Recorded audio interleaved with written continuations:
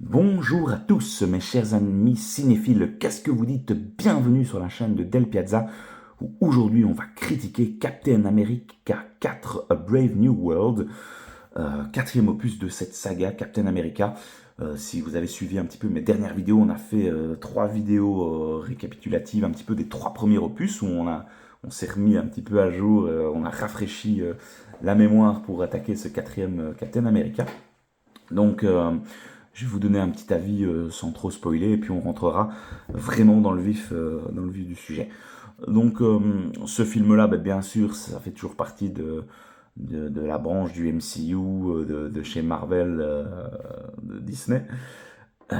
Et donc, le projet, ça faisait quand même un petit temps qu'il avait été annoncé, donc on attendait quand même de voir si Anthony Mackie allait pouvoir assumer un blockbuster comme ça, reprendre le flambeau de Chris Evans. Et donc, c'était particulièrement, malgré tout pour ma part, attendu. J'avais envie de voir si le personnage allait pouvoir être aussi charismatique et allait pouvoir porter ce film-là sur ses épaules. Alors, ce que j'ai pensé du film, personnellement, bah, j'ai passé un bon moment. Je dirais que le film est ok. Mais malgré tout, je suis un petit peu déçu. Je pense qu'on aurait pu aller plus loin. On introduit pas mal de choses, mais on dirait on gratte un petit peu à la surface. On va pas plus loin, on va pas dans le détail. Euh, et ça, c'est malgré tout assez dommage. Parce que le film avait vraiment un potentiel très très intéressant. Encore une fois, c'était vraiment bien. Voilà, j'ai passé un super moment, enfin un moment vraiment très agréable. Mais ce film-là, je pense que au pire, tu le revois une fois pour te remettre, mais il sera oublié, oubliable. Donc de ce côté-là, c'est un petit peu décevant. Alors finalement, Anthony Mackie, bah, il incarne assez bien le nouveau Captain America. Il se débrouille relativement bien. C'est un bon Captain America. Il entre bien dans les valeurs des précédents films. Et c'était assez finalement plaisant. Bon, visuellement, je suis pas super fan de son costume, surtout quand il a son casque avec le gros A dessus. Là, je trouve ça vraiment un peu moche. Mais bon, voilà, ça c'est les goûts et les couleurs. Mais quand il a ses lunettes et je préfère quand, ouais, quand il n'a pas son casque. Euh, ça, déjà un peu mieux. Mais sinon, bah voilà, le mélange de ses ailes, mais mélangé au costume de Captain America en vibranium du Wakanda. Finalement, bah, voilà, ça peut donner dans certaines séquences pas mal de flow et un côté un petit peu cheaté. Mais, euh, mais à côté de ça, bah, vous avez d'autres personnages qui gravitent autour, bah, qui sont assez sympas, surtout le personnage de Joaquim, le, le nouveau Joaquim Torres, le nouveau Falcon, bah voilà, qui a une bonne alchimie, je trouve, avec Sam Wilson. Les deux gravitent assez bien l'un autour de l'autre et on sent que le personnage est assez fan et qu'il met un point d'honneur à respecter ce que Falcon faisait avant et, et que c'était voilà, clairement une de ses idoles étant plus jeune. Alors ce personnage-là, si vous l'aviez pas vu, bon, on l'avait un petit peu vu dans la série Falcon, Falcon de Winter Soldier. Il n'avait pas un super gros rôle non plus, mais voilà, on l'introduisait déjà à ce moment-là. Alors les méchants du film bah, sont sympas, vraiment. Il y a trois méchants, bon, il y en a un peu oubliables, mais bon, sans trop spoiler, bah, bon voilà, vous l'avez vu, il y a le personnage de Thaddeus Ross, incarné par Harrison Ford. C'est un nouveau casting suite au décès de l'ancien acteur de William Hurt, qui nous a quittés il y a quelques temps. Et donc c'est Harrison Ford qui a repris le flambeau. Et par contre, Harrison Ford, je trouve qu'il fait un très beau job. Alors vous l'avez vu dans les bandes annonces, bah, il va se transformer en Red Hulk.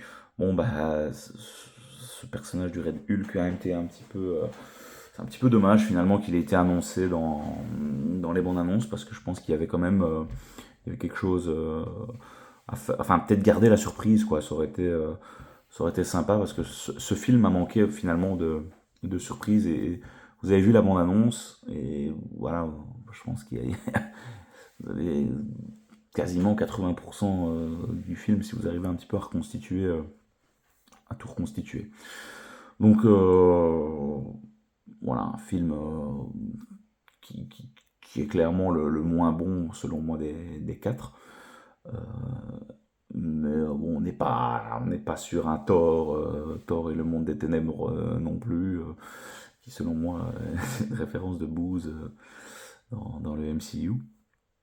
Donc voilà, je le mettrais vraiment, comme je l'ai dit, sur un OK. Donc on a quelques décors sympas, mais bon, ça a été majoritairement fait en studio. Les scènes d'action sont plutôt cool, je trouve. Voilà, les chorégraphies sont assez cohérentes et on arrive à mettre en avant relativement bien les atouts de Sam Wilson et on voit que bah, désormais il est parfaitement à l'aise avec le bouclier.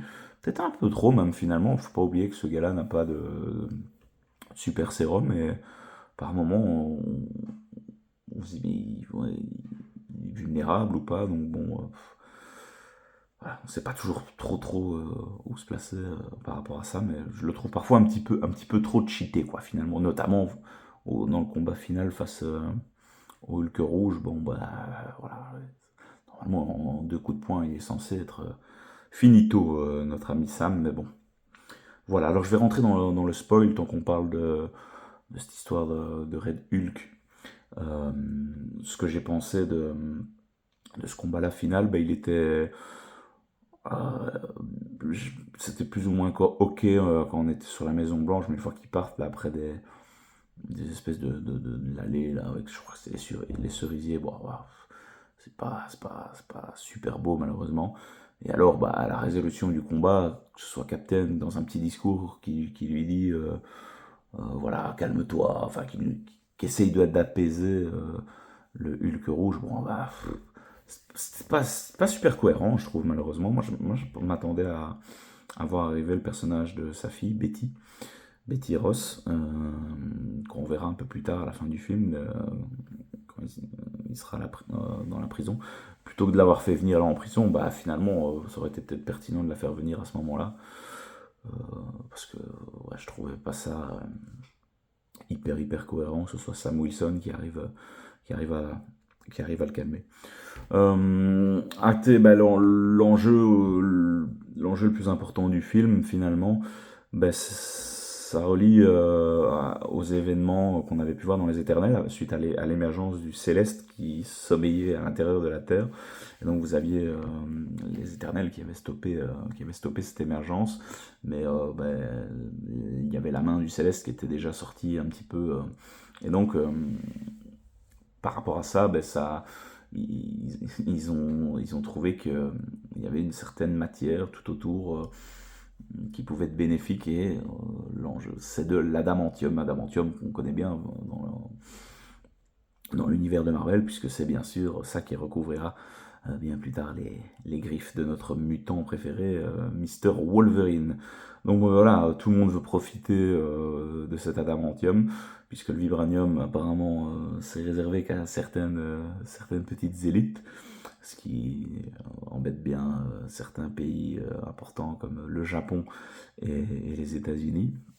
Et donc ben voilà, il y a cette course entre Ross et le Japon, enfin, essayer de ratifier un traité pour que tout le monde puisse bénéficier à part égale de cet adamantium. Et donc, on a une scène où ils vont sur cette île, et finalement, bah, on la voit pas vraiment, on voit la main, et puis bah, il y a juste un combat aérien euh, entre Sam et des avions. Ouais, encore une fois, c'est pas du tout incroyable, quoi. Je veux dire, c'est vraiment une petite scène qui a été mise là, mais bon, c'était pas des plus intéressants. Alors, Au début du film, ben, on retrouve aussi Isaiah Bradley, qui était l'ancien, on va dire, si on peut l'appeler, le deuxième Captain America, euh, qui a notamment agi dans la guerre de Corée. Et lui aussi était introduit dans Le Soldat de l'Hiver, enfin dans Falcon et and the Winter Soldier, série sur Disney+. Et donc on le retrouve ici, et puis bah on comprend pas trop. À un moment, ils sont invités à la Maison Blanche, et là, ils vrillent d'un coup, ils tirent sur le président, et ça part en sucette, et il y a un moment, il se réveille, il comprend pas ce qu'il a fait. Et en fait, bah voilà, c'était un plan mis en place par le leader, euh, qui est bah, voilà, un des méchants du film, avec le personnage de Giancarlo Esposito. Petit aparté, petite parenthèse par rapport à ce personnage-là.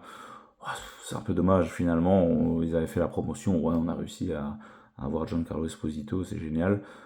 Son rôle est vraiment anecdotique, quoi. Je veux dire, sa présence, qu'il soit là ou pas là, ça servait pas spécialement à grand chose. Donc, pas super super intéressant. Il y a deux trois scènes d'action, il y a un petit combat contre Sam, mais ouais, c'est le personnage le moins intéressant des trois. J'aime beaucoup cet acteur, mais en vrai, bon, dans ce film-là, ça n'a pas grande pertinence. Il aurait très bien pu ne pas être présent dans le film. Donc on retrouve aussi bah, le scientifique qu'on avait vu dans l'incroyable Hulk. Il y a beaucoup d'éléments de l'incroyable Hulk, hein, qui sont repris d'ailleurs dans ce film-là.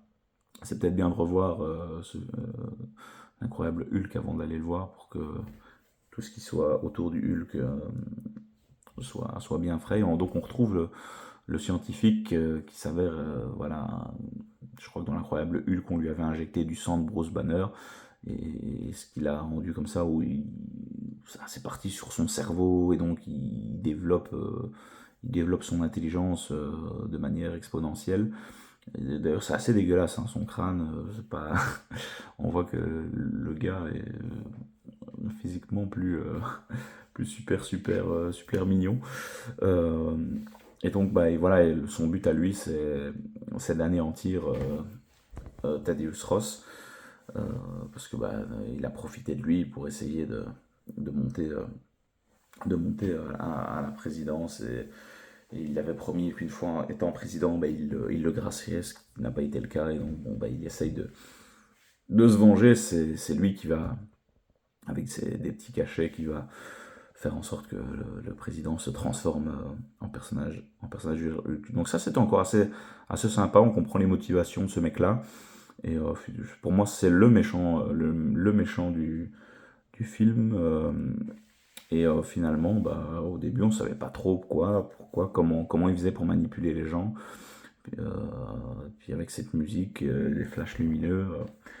Et donc, ouais, c'était plutôt chouette, finalement, ce côté intrigue par rapport à ce personnage-là. Euh, Finalement, ouais, c'était assez plaisant. Alors, vous avez aussi personnage allez, une veuve noire, personnage israélienne là, qui est au service du président, qui assure sa sécurité. Bon, je sais qu'il y a eu une polémique quand même par rapport à ce personnage-là, bah voilà, c'est à ses origines israéliennes. Et donc, bon, après, franchement, il n'y a pas. On dit juste qu'elle est israélienne, mais il y a pas vraiment de parti pris par rapport à tout ça. Donc, bon, une polémique un petit peu selon moi, allez, qui fait pchit, quoi. Je veux dire, bon, c'est tout ça pour ça. Le personnage n'est pas hyper important, franchement. Elle est là, mais je veux dire, je sais pas si on lui a coupé des scènes suite à cette polémique, mais ouais, encore une fois, ce personnage-là est pas des plus intéressants, et elle a quelques scènes de combat, mais bon, voilà, ça reste quand même assez minime. Ça fait un petit caméo aussi du Soldat de l'Hiver. Ça, en vrai, j'étais un petit peu étonné. Je pensais pas qu'ils allaient. Je l'espérais au fond de moi, mais je pensais quand même pas qu'ils allaient le faire. Et donc on le voit à un moment quand Sam Wilson est dans le doute.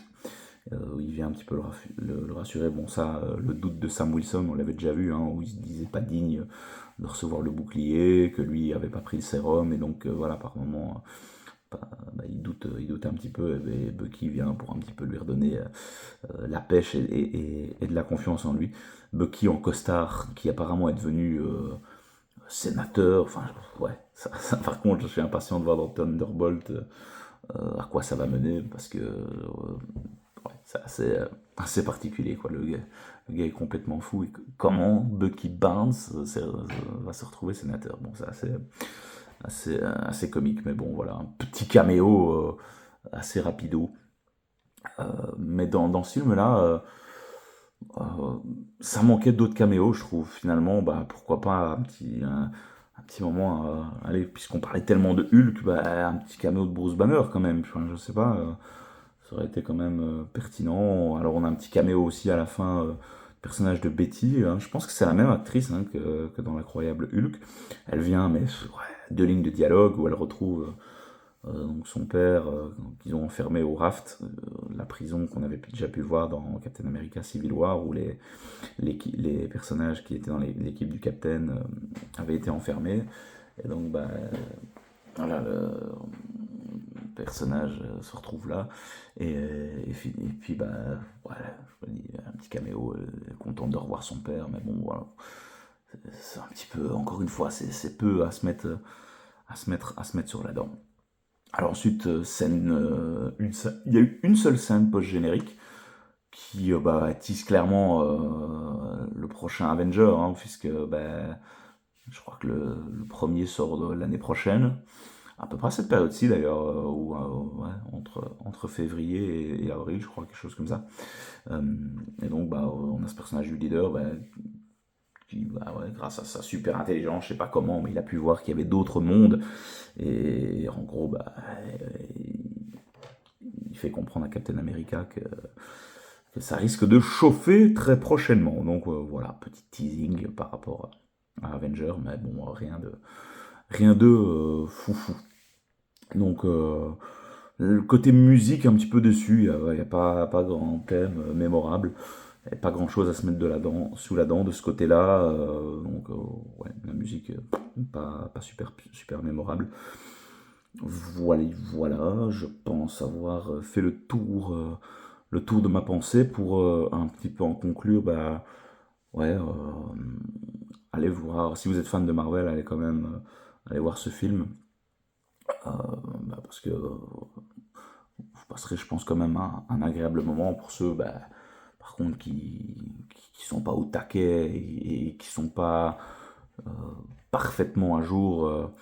Bon, je suis pas sûr que vous alliez passer un des meilleurs moments. Je comprends, il y en a qui veulent pas. Moi, j'ai pas envie de regarder des séries et d'autres films, faire mes devoirs pour pouvoir suivre le MCU. Bah voilà, ces arguments-là sont tout à fait louables. Après, bon, le film peut se regarder quand même, mais je trouve que ouais, on passe quand même à côté de pas mal d'éléments. Je pourrais conseiller, je pense, l'incroyable Hulk, c'est bien. Oh, les éternels, en vrai, vous regardez un résumé, mais c'est pas. On parle de l'événement final, mais ouais, surmater tout le film juste pour comprendre, bon, pas sûr et certain. L'incroyable Hulk, la série sur Falcon and the Winter Soldier, et puis je pense que c'est ok, pas besoin de revoir les Captain America précédents. C'est pas spécialement nécessaire. Voilà. Donc un chouette moment pour moi malgré tout, qui suit à jour au niveau du MCU. Bah, bon, pas persuadé que le film marchera du tonnerre, il fera jamais le milliard, enfin, je pense. Euh, J'espère me tromper hein, pour Marvel, mais voilà. J'attends maintenant le prochain film qui est Thunderbolts, la Suicide Squad de chez Marvel, si on peut l'appeler comme ça. Ça me donne quand même pas un peu plus envie. J'espère être vraiment agréablement surpris, mais avec cette équipe de bras cassés, Ouais, j'aime bien ce genre d'équipe-là. J'espère que ça pourrait être sympa. Et en série, ben, bien sûr, il y a Daredevil qui arrive là, dans quelques semaines au mois de mars et on en parlera de toute façon sur la chaîne. Et au mois de juillet, on a les 4 Fantastiques, projet que j'attends particulièrement. Où là, ben, on fera aussi des reviews de tout ça. Donc voilà, dites-moi, mes chers amis, ce que vous avez pensé de vous de ce quatrième opus de Captain America. Euh, et on en débat en commentaire. Je suis impatient d'avoir vos retours. Merci d'avoir suivi la vidéo et d'avoir euh, suivi aussi les 3 rétros de Captain America. Et puis bah, on se retrouve très très vite sur la chaîne, les amis, parce que bah, encore une fois, il y a pas mal de séries qui arrivent très prochainement. Et je suis impatient de débriefer tout ça et encore une fois de partager, de partager nos avis ensemble. C'est toujours super riche. Je vous souhaite une très bonne soirée et à très vite sur la chaîne de Del Piazza et mes amis. Ciao ciao.